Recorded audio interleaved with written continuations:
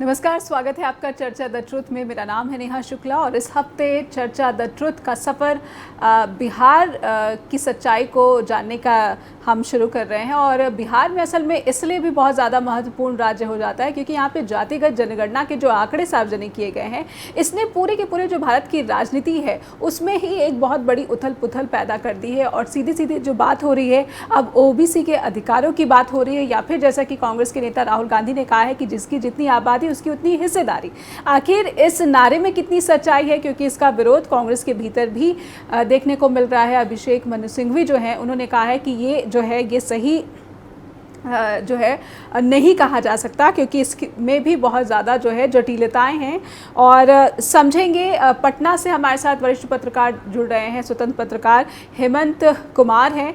आइए पहले चर्चा द ट्रुथ में उनका स्वागत कर लेते हैं। हेमंत जी, बहुत बहुत स्वागत करती हूँ मैं आपका चर्चा द ट्रुथ में। नमस्कार, धन्यवाद जी हेमंत जी, नीतीश कुमार ने बीजेपी को मात देने के लिए जिस जातिगत जनगणना की बात कही थी, अब तो उसके आंकड़े भी सार्वजनिक कर दिए गए हैं। और यही नहीं, सुप्रीम कोर्ट ने भी इस पर रोक लगाने से इनकार कर दिया है। कितनी बड़ी जीत आप, सबसे पहले तो मैं समझना चाहूंगी कि नीतीश कुमार के लिए बिहार में ही दिखती है। बिल्कुल, ये नीतीश कुमार के लिए आप कह लीजिए तो उनके लिए एक बूस्टर है। और सुप्रीम कोर्ट ने जो कहा है उससे और ताकत मिली है सरकार को। और ये सिर्फ ये कहना मैं समझता हूँ उचित नहीं और सिर्फ बीजेपी को हराने के लिए नहीं, बल्कि हकीकत सामने लाने के लिए, क्योंकि बीजेपी के भी का एक हिस्सा इसके पक्ष में रहा है। आज भी वो दिखाई दे रहा है। जैसे उमा भारती ने बहुत मजबूती के साथ इस मामले को सामने उठाया है। और वो और दूसरी बात, वो गोपीनाथ मुंडे जो अब नहीं है, उन्होंने भी इस बात को उठाया था। तो बीजेपी में एक बड़ा सेक्शन रहा है जो इसके पक्ष में रहा है। लेकिन आज की तारीख में नरेंद्र मोदी जी ने इसको खारिज किया। एज ए पार्टी बीजेपी ने इसको खारिज किया। जब बिहार की ओर से एक डेलीगेशन मिलने के लिए गया था वहां पर, तो हालांकि उस डेलीगेशन में बीजेपी के एक प्रतिनिधि शामिल थे, लेकिन वो बिल्कुल समझिए कि सेकंड थर्ड श्रेणी के नेता थे। तो इसलिए माना जा रहा था कि बीजेपी सिर्फ अपना चेहरा दिखाना चाहती है, लेकिन इसके पक्ष में नहीं है। और यही हुआ कि जब इसको रोकने के लिए जो कोर्ट में लोग गए, हाई कोर्ट और सुप्रीम कोर्ट में, तो उसमें बीजेपी से बहुत सारे लोग अटैच लोग थे जो कि इसको रोकने के लिए जा रहे थे। तो बीजेपी अल्टीमेटली बीजेपी इसके खिलाफ में दिखी। और आज की तारीख में जब ये एक तरह से कोर्ट की भी मोहर लग गई है, दोबारा इस पर मोहर लगी है, तो एक तरह से नीतीश कुमार का जो मूव है वो एक नेशनल इशू बन गया हुआ है। और बीजेपी के लिए घबराहट भी है। इसको इस रूप में देखा जा सकता था कि जो प्रधानमंत्री लगातार अपनी सभाओं में ये कह रहे हैं कि कांग्रेस जो है वह हिंदुओं को बांटना चाह रही है। अभी राहुल गांधी को रावण के रूप में दिखाया जा रहा है। तो ये तमाम चीजें कही जा रही है। तो इससे ये लग रहा है कि बीजेपी अपनी पिच खो रही है। उसको लग रहा है कि अब हम क्या करें। तो वो एक तरह से सांप्रदायिक ध्रुवीकरण के दिशा में जाना चाहती है। इसीलिए इन चीजों को वो लेकर आ रही है, क्योंकि इसका काट उसको नजर नहीं आ रहा है। ये जो सामने जो आया है कि 63% से ऊपर बिहार में ओबीसी की आबादी है, नेशनल लेवल पर भी माना जा रहा है कि ये आबादी लगभग उसी तरह की होगी। पहले कहा जा रहा था कि 52% है, 27% आरक्षण मिल रहा है। तो आरक्षण बढ़ाने की जो मांग है वो एक नेशनल इशू बनेगा। और मुझे लगता है कि इंडिया अलायंस जो है वह इसको चुनाव में एक बड़ा इशू बनाने जा रहा है। हो सकता है इसको लेकर के ये राज्यों में अलग अलग रैली और प्रदर्शन हो। दिल्ली में कोई ज्वाइंट प्रदर्शन का ये लोग कॉल करें इस मांग को लेकर के, तो एक बड़ा राजनीतिक मुद्दा मुझे लगता है कि ये बनने जा रहा है। जी, लेकिन सबसे बड़ी बात है सर, मैं तो क्योंकि पहले मैं बिहार को ही समझ लेना चाहती हूँ कि बिहार में ही कितना बड़ा, क्योंकि कुछ कुछ ऐसे बयान नेताओं के सामने आए हैं और खुद जो है जदयू के कुछ नेता हैं और कुछ आरजेडी से भी हैं जो कहते हैं कि जैसे तेली समाज के एक नेता है, उन्होंने कहा कि तेली समाज की जो जनसंख्या वो घटा के दिखाई गई है। इसी तरह से एक और कोई जाति थी जिसके बारे में कहा गया कि आंकड़े सही नहीं है। तो क्या इन आंकड़ों पर भी शंकाएं हैं वहां पर मौजूद जो नेता हैं? सुनील कुमार पिंटू जो इनके एमपी हैं जेडीयू के, वो इस मांग को उठा रहे हैं, जो तेली बिरादरी से आते हैं। तो वो इस मांग को उठा रहे हैं। तो ये माना जा रहा है कि वो पार्टी ने उनको जवाब भी दिया है कि लगता है कि अपनी जगह जाना चाह रहे हैं, इसीलिए ये इस बात को उठा रहे हैं। और बीजेपी समर्थक ही बहुत सारे लोग इस इशू को उठा रहे हैं। तो सवाल ये कहा जा रहा है, काउंटर सवाल ये किया गया है कि अगर ये आंकड़े गलत हैं तो प्रधानमंत्री जी और बीजेपी की सरकार है देश में, वो राष्ट्रव्यापी एक पूरा जातीय सर्वेक्षण करवा ले, तो उसमें क्या दिक्कत है उनको। तो ये सवाल सामने आ रहा है कि आखिर अगर इन आंकड़ों पर आपको भरोसा नहीं है तो केंद्र सरकार करवा ले, प्रधानमंत्री जी इसको करवा सकते हैं पूरे देश में सही आंकड़े। अगर उनको लग रहा है बिहार का आंकड़ा गलत है तो सही आंकड़ा सामने आ जाएगा। तो ये एक तरह से बयानबाजी है, मुझे लगता है इसे बहुत अधिक दम नहीं है। अगर किसी के पास अगर इन आंकड़ों को लेकर के अगर कुछ गड़बड़ी की शिकायत है और उनके पास फैक्ट है तो उसको लेकर के सरकार ने भी कहा है कि अगर किसी के पास फैक्ट है तो लेकर के सामने आए। जी सभी वर्गों को अधिकार दिए जाने की बात हो रही है, आखिर ये अधिकार दिया कैसे जाएगा? आखिर राजनीतिक दलों के पास क्या हल है या फिर क्या रणनीति है कि सभी वर्गों को उनकी संख्या के अधिकार से संख्या के अनुसार जो है अधिकार भी मिले और फिर दूसरे वर्ग के अधिकार का हनन भी ना हो? क्योंकि अब माइनॉरिटीज़ की बात भी उठाई जा रही है कि क्या उनकी जनसंख्या कम है, उनकी आबादी कम है, तो क्या उनके अधिकार सीमित कर दिए जाएंगे? हमारे साथ हेमंत कुमार बने हुए हैं पटना से, वरिष्ठ पत्रकार, स्वतंत्र पत्रकार। हेमंत सर, मैं आपसे समझना चाहूँगी कि अब सीधे सीधे जो खुद प्रधानमंत्री नरेंद्र मोदी हैं वो कहते हैं कि क्या अल्पसंख्यकों का जो अधिकार है वो कम कर दिया जाएगा क्योंकि उनकी जनसंख्या कम है? कांग्रेस क्या अब अपनी रणनीति बदल रही है? कांग्रेस के आदर्श जो हैं क्या वो बदल चुके हैं? हेमंत सर, सबसे पहले तो सवाल ये उठता है, जब प्रधानमंत्री जी यह बात कहते हैं तो एक बात अभी नई बात आई है, वह है असम के मुख्यमंत्री हेमंत बिस्वा शर्मा।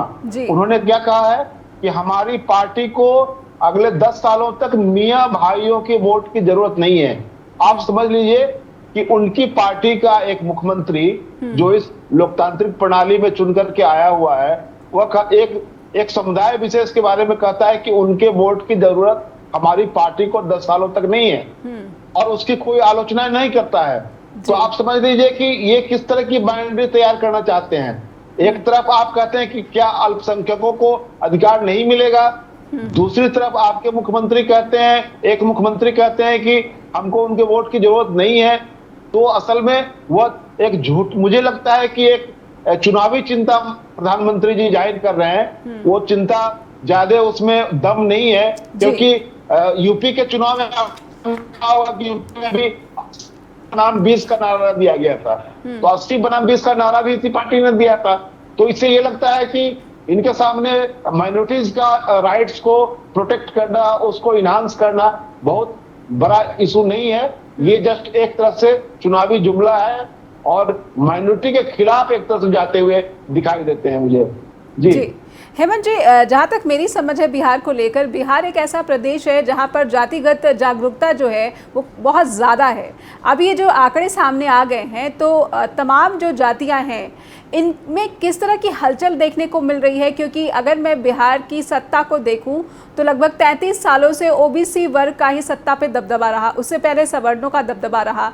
अब ये जो ईबीसी, अब इनकी जिस आबादी की बात हो रही है कि क्या इनकी जो जनसंख्या है इसके हिसाब से इनको सत्ता में शामिल करने की जो रणनीति या फिर जो चुनौती बनी हुई है, कितनी उथल पुथल दिख रही है? या फिर उस समुदाय के बारे में आप थोड़ा सा प्रकाश डालें कि ईबीसी वर्ग जो है, अति पिछड़ा वर्ग जो है, वो क्या सोच रहा है इस आंकड़े को लेकर? देखिए, सबसे पहली बात तो यह है कि बिहार, जैसा कि आपने कहा, बिहार जाति चेतना तो है ही, जाति चेतना, क्योंकि जाति विभाजित समाज में हम रहते हैं, पूरा भारत उसी में बसता है।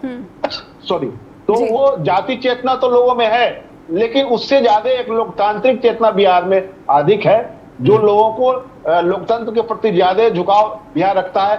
भले ही बिहार बहुत सारे पैरामीटर पर पीछे है, लेकिन लोकतांत्रिक चेतना है कि लोगों में अधिक है। जी, तो जैसे जी रोक रही हूँ मैं, हेमंत जी रोक रही हूँ, आपने कहा लोकतांत्रिक चेतना अधिक है, तो क्या जो पार्टियां राष्ट्रवादी राजनीति करती हैं या फिर हिंदुत्व की राजनीति करती हैं, तो क्या इस राजनीति की बिहार में जो है क्या उतनी ज़्यादा लोकप्रियता नहीं है या फिर इसको तवज्जो नहीं दी जाती है जनता की तरफ से? और यही वजह है कि बीजेपी काफ़ी कमज़ोर भी रही है प्रदेश में।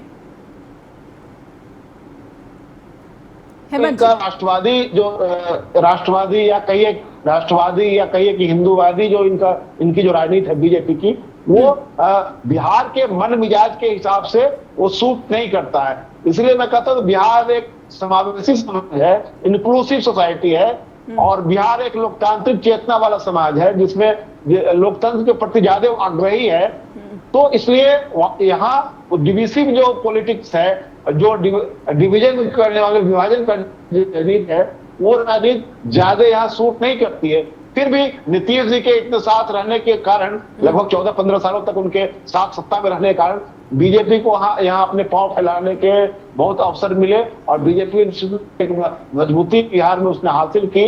लेकिन इसके बावजूद जब आप देखते हैं कि जब गठबंधन बदल जाता है, जब नीतीश कुमार आरजेडी के साथ आ जाते हैं, तो बीजेपी एक तरह से बहुत कमजोर फोर्स के रूप में सामने रहती है। आज की तारीख में भी वही स्थिति है। आपने पूछा ईबीसी को लेकर के, ईबीसी की सबसे अच्छी सोशल इंजीनियरिंग नीतीश कुमार ने की थी। ये माना गया था कि लालू प्रसाद के शासनकाल में और उनकी पत्नी राबड़ी देवी के शासनकाल में जो ईबीसी अति पिछड़ा समाज है, जिसमें लगभग 55 से अधिक जातियां आती हैं उसमें, तो उनके बारे में माना गया कि उनको पॉलिटिकल रिप्रेजेंटेशन बहुत कम मिल रहा है, नौकरियों में उनको अवसर बहुत कम मिल रहा है। तो इस बात को लेकर के नीतीश कुमार ने इसी की सोशल इंजीनियरिंग की और जिसका नतीजा हुआ कि लालू यादव को लंबे समय तक उनकी पार्टी को सरकार से बाहर रहना पड़ा। लेकिन आज की तारीख में ये है कि जो ईबीसी हिस्सा जो है बिहार का, वो देख रहा है कि लालू और नीतीश दोनों एक साथ हैं, तो हमारे लिए ये ज्यादा फायदेमंद गठबंधन है। और उसको जब जाति जनगणना हो गई है और ये माना गया है कि 32% से ऊपर जो है, अलावा ये ओबीसी है, और कुल मिलाकर के ये आंकड़ा चला जाता है 63% से ऊपर, लगभग 64% के आसपास में। तो ये एक तरह से एक ऐसा इशू बन रहा है कि कहा जा रहा है कि ये लंबे समय से मांग होती है। ने भी इसकी अनुशंसा की थी जाति जनगणना कराने की, जो नहीं कराई गई थी।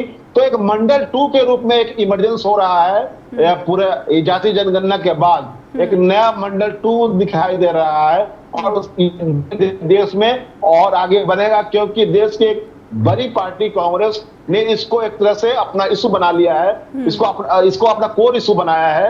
आप इसको 3 बैठकों में देखेंगे कि सोशल जस्टिस को इन्होंने कोर इशू बनाया।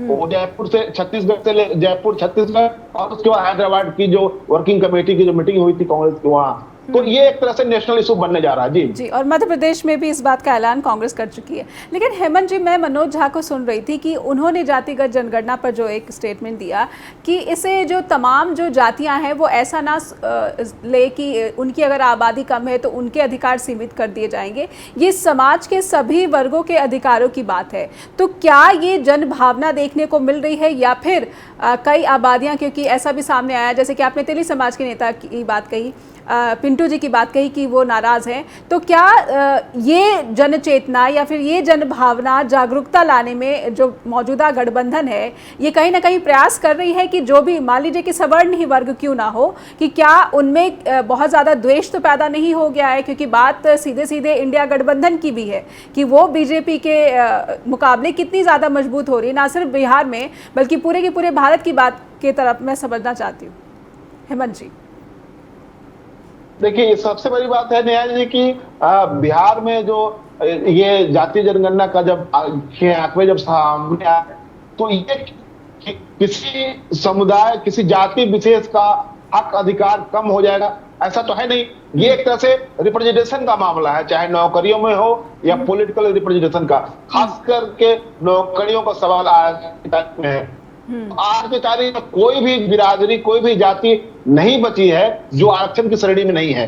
अब तो अगरों को भी एक तरह से 10% जो ईडब्ल्यूएस है वो तो एक तरह से एक्सक्लूसिवली वो अगरों के लिए है। तो क्या ये इसीलिए आरक्षण के दायरे में है? जी हेमंत जी, क्या इसीलिए ये बिल्कुल बहुत फौरन ये फैसला ले लिया गया कि जो जुडिशियल सर्विसेज है उसमें 10% ईडब्ल्यूएस के तहत आरक्षण दे दिया जाएगा? तो ये सवर्णों को संतुष्ट करने के लिए कोशिश नजर आती है नीतीश सरकार की? इसको इस रूप में भी देखा जा सकता है, क्योंकि जो अभी आरजेडी जो है वो भी अपने आप को A to Z की पार्टी बताती है। नीतीश कुमार भी सबको साथ लेकर चलने की बात करते हैं। तो ये मैसेज ये दिया जा रहा है कि हम किसी के खिलाफ नहीं है।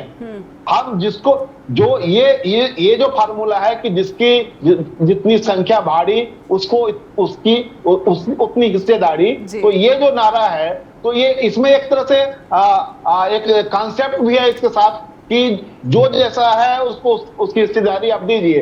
तो हिस्सेदारी देने से किसी की हिस्सेदारी कम हो जाएगी ऐसा तो नहीं है। इसको इस रूप में नहीं देखा जा सकता है कि किसी की हिस्सेदारी मार ली जाएगी, किसी का हिस्सा कम कर दिया जाएगा।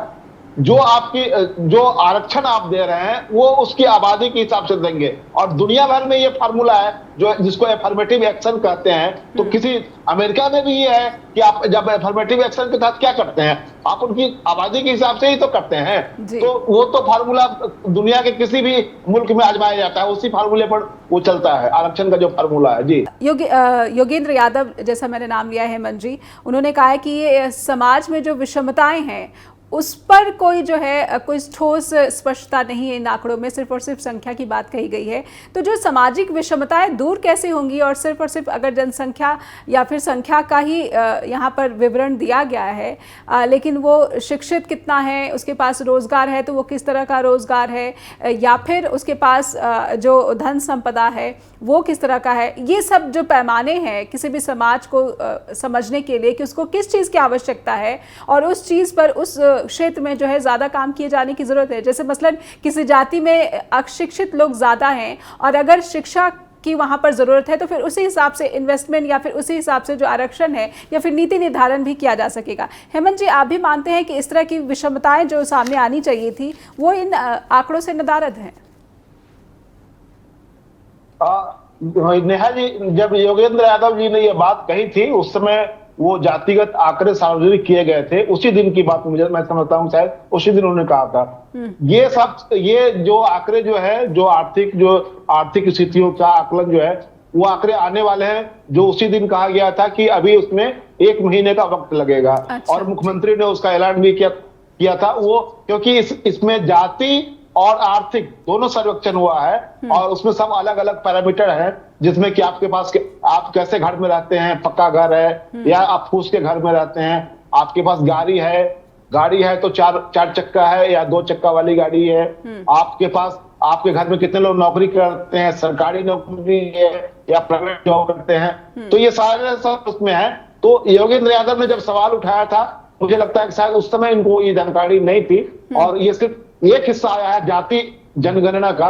अभी उसमें आर्थिक हिस्सा जो है वो आने वाला है, जिससे पता ये चलेगा कि आर्थिक हैसियत किसकी कैसी है, उसमें उनकी शिक्षा कैसी है, उनमें उनकी माली हालत कैसी है, नौकरियों में उनका रिप्रेजेंटेशन कैसा है, ये सारी चीजें सामने आएंगी। वो अभी 1 महीना लगेगा जैसा मुख्यमंत्री ने कहा था।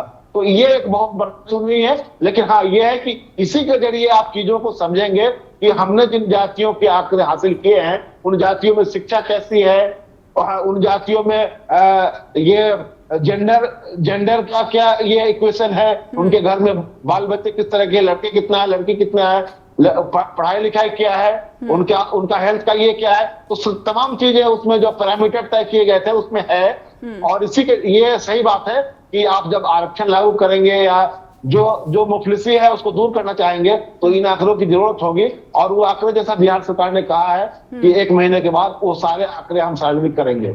जी, चलिए 1 महीने के बाद उम्मीद करते हैं कि जो आंकड़े आए तो कहीं ना कहीं जो बिहार जैसा राज्य है, प्रदेश बहुत ही पिछड़ा प्रदेश है, यहाँ पर गरीबी बहुत ज़्यादा है और जो आर्थिक स्थिति है वो भी बहुत दयनीय है। किस तरह से आपको लगता है कि इन आंकड़ों का इस्तेमाल नीतीश सरकार को करना चाहिए हेमंत जी, ताकि जो सभी समाज के जो जातियाँ हैं या फिर वर्ग है उनको न्याय मिल सके? क्योंकि नीतीश बाबू को भी अब एक लंबा समय हो गया प्रदेश में और कहीं ना कहीं एंटी इनकम्बेंसी जो है नीतीश बाबू के प्रति भी है।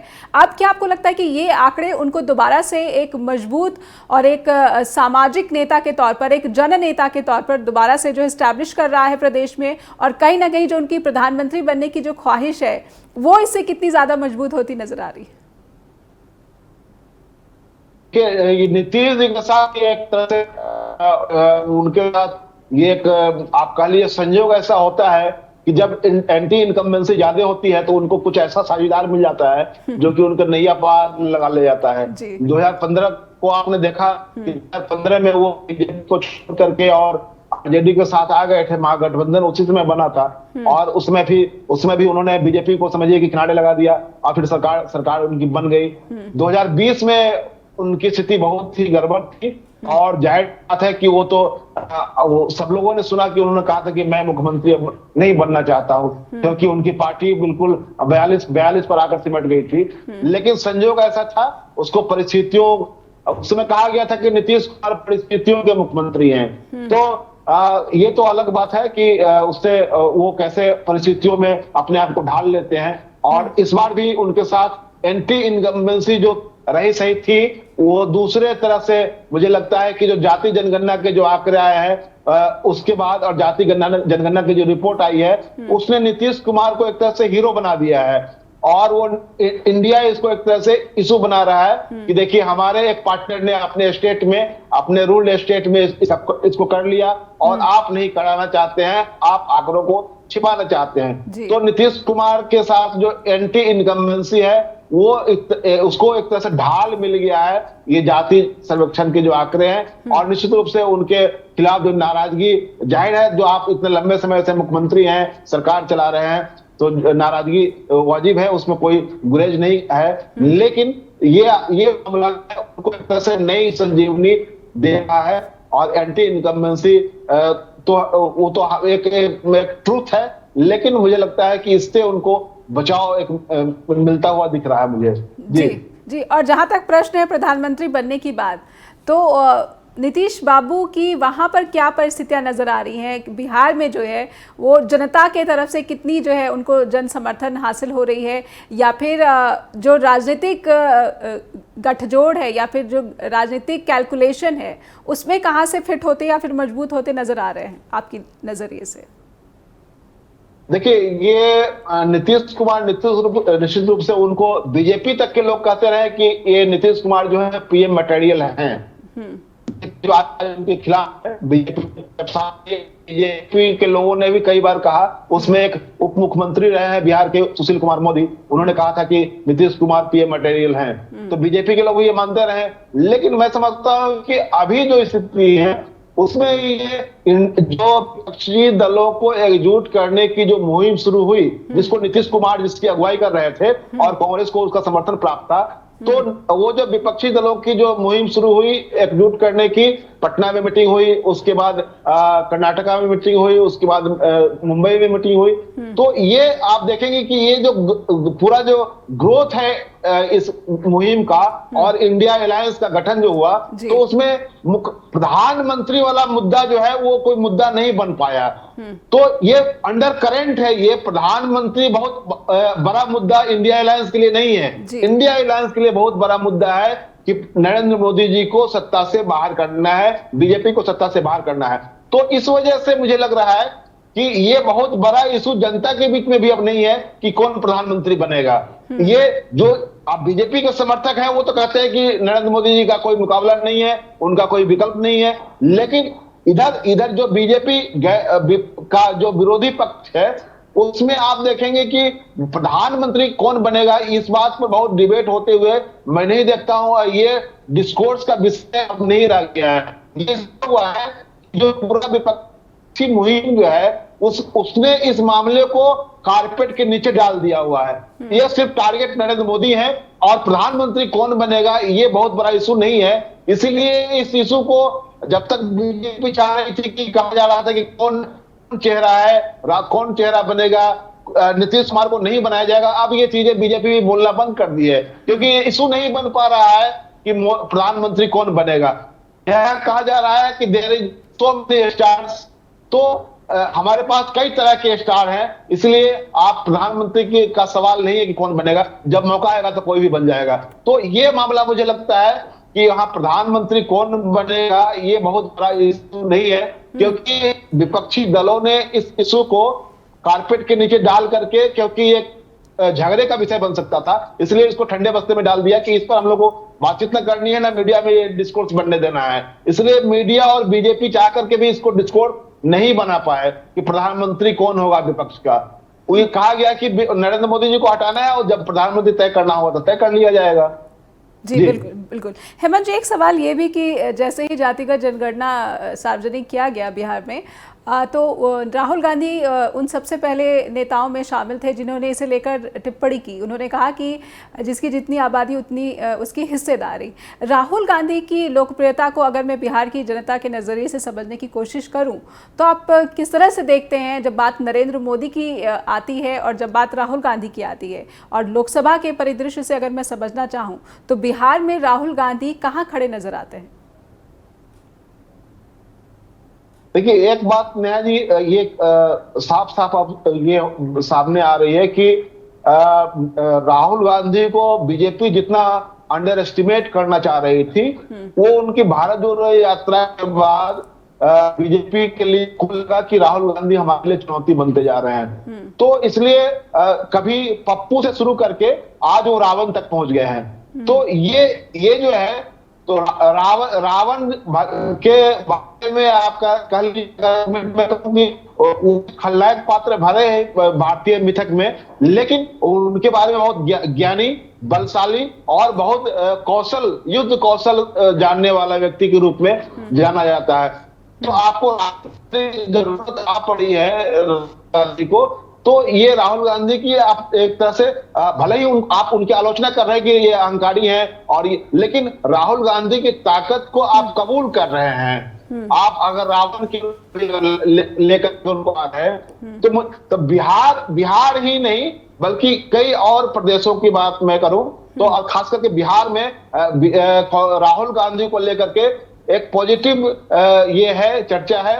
और उसको वह इस रूप में है कि जो कांग्रेस जो यहाँ इलाइज है महागठबंधन की, वो उसके इसमें नेताओं में ये बात इस बात को लेकर के काफी समझिए कि चर्चा है कि हमको अपनी पूरी मुहिम को महागठबंधन के इर्द गिर्द रखना है। और इनके यहाँ जो एक आलोचना हो रही थी कि बिहार में खास करके जो इनका लीडरशिप है वो अपर कास्ट लीडरशिप है, लेकिन हमको ओबीसी और ईबीसी पर ज्यादा केंद्रित करना है। तो बिहार की जो टीम है यहाँ कांग्रेस की, वो उस ओर ज्यादा राहुल गांधी ने जो एक तरह से जो नेशनल लेवल पर जो ओबीसी की जाति जनगणना की बात की, तो उसका असर बिहार में ज्यादा मुझे लगता है कि दिख रहा है, उनके लीडरशिप पर भी ज्यादा दिख रहा है। और उनके लीडरशिप पर एक दबाव भी आया है कि लंबे समय से 3-4 फेज में इनके यहाँ अपर कास्ट ही प्रेसिडेंट होते रहे बिहार के। तो वो मुझे लगता है कि अब चेहरा भी बीजेपी ये कांग्रेस यहाँ अपना चेहरा भी बदल रही है जी। राहुल गांधी का ही इफेक्ट मैं इसको मानता हूँ। सब फिर से ही शुरुआत यहाँ पर देखने को मिल रहा है कि सब कुछ शुरू से यहाँ पर अब एक नए सिरे से जो सारी चीज़ें सेट की जा रही हैं। ऐसे में तेजस्वी यादव को कितना बड़ा आप देख रहे हैं दावेदार उत्तराधिकार के तौर पर, क्योंकि अब तो ईबीसी की बात होने लगी है। तो मैं आरजेडी की भी परिस्थितियाँ समझना चाहती हूँ और जेडीयू की भी परिस्थितियाँ समझना चाहती हूँ ईबीसी वर्ग को अधिकार देने के लिहाज से।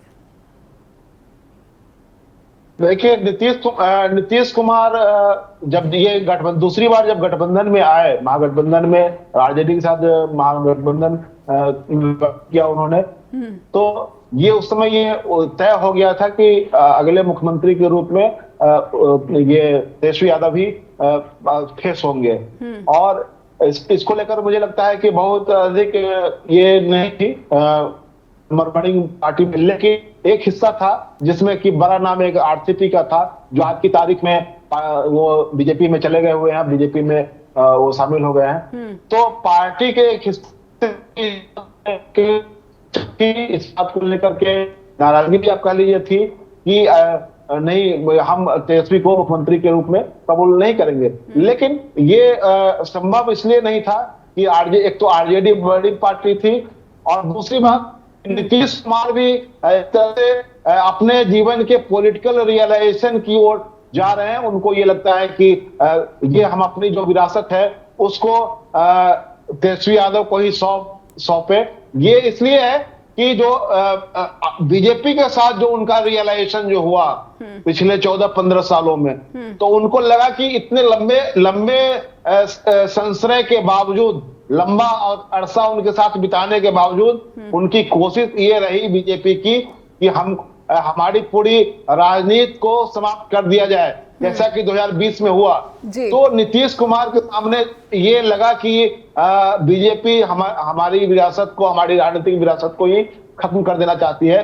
तो उन्होंने एक तरह से एक निर्णय ये लिया कि अब मुझे जो शिफ्ट हम कर रहे हैं उस शिफ्ट में जो हमारा जो उत्तराधिकारी होगा वो जाहिर सी ओबीसी ही होगा और पिछड़ा समाज का ही होगा। तो वो एक जो स्वाभाविक इलाज है जो उनका आरजेडी लालू यादव, उनके पुत्र तेजस्वी यादव, तो वो एक स्वाभाविक उत्तराधिकारी के रूप में, और नीतीश कुमार के परिवार में अपना उस तरह का कोई परिवारवाद का ये रहा भी नहीं है कि उनको अपने बेटे के है। तो एक मुझे लगता है कि एक सामान्य राजनीतिक प्रक्रिया के तहत तेजस्वी यादव उनके लिए उत्तराधिकारी के रूप में उन्होंने उनको कबूल किया।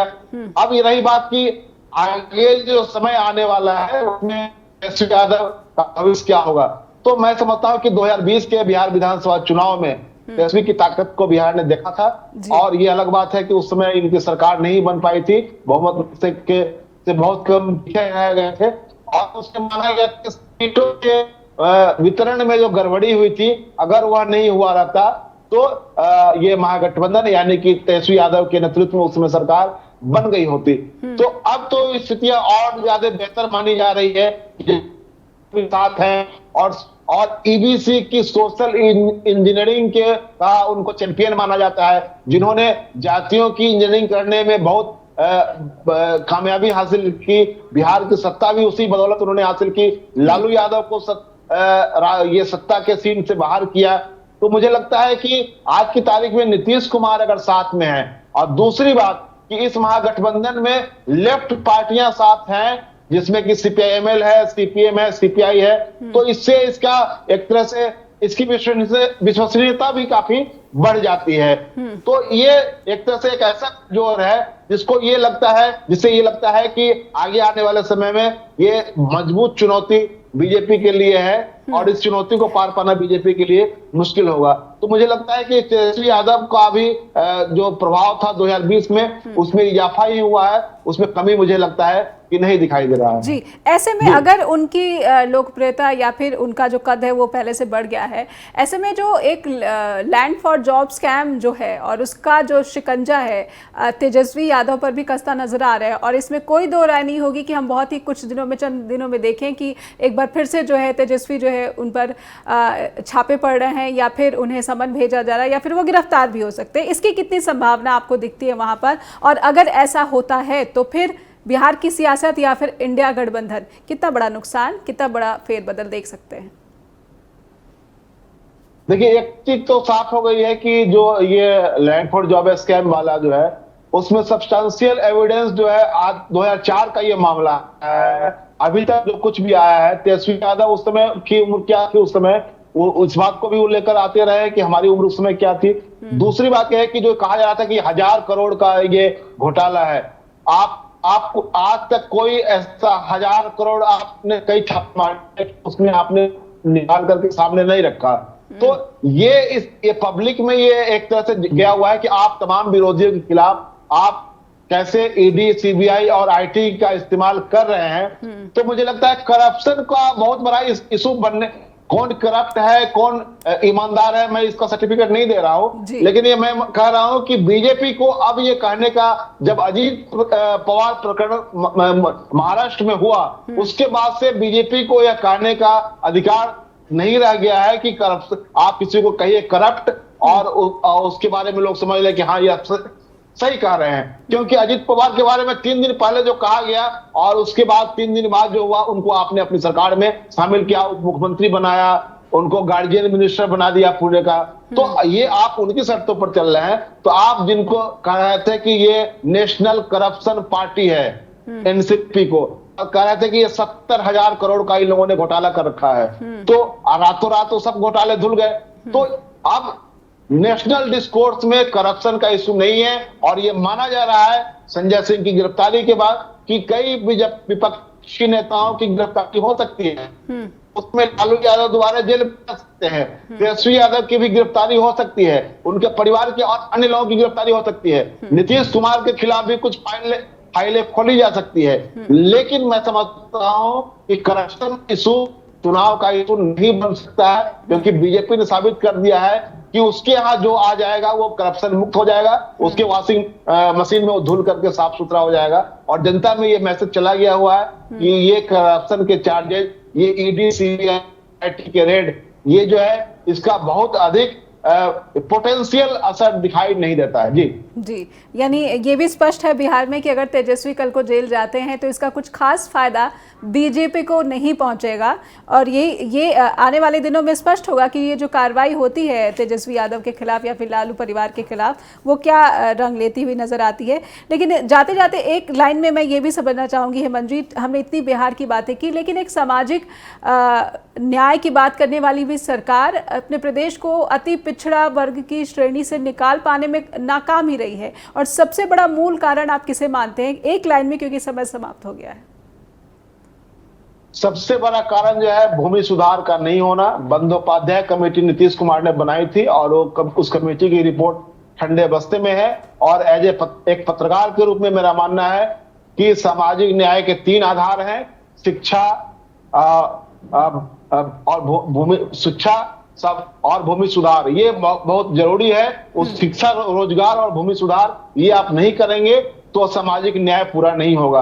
आपको लोगों को शिक्षा भी देनी है, आपको रोजगार भी देना है और भूमि सुधार भी करना है। ये सामाजिक न्याय के 3 आधार हैं, और इस आधार को अगर आप पूरा करेंगे तभी जाकर के आप सामाजिक न्याय कर सकेंगे। और ये बंदोपाध्याय कमेटी नीतीश कुमार ने बनाई थी, और उन्होंने बिहार में भूमि सुधार के लिए सुझाव दिए।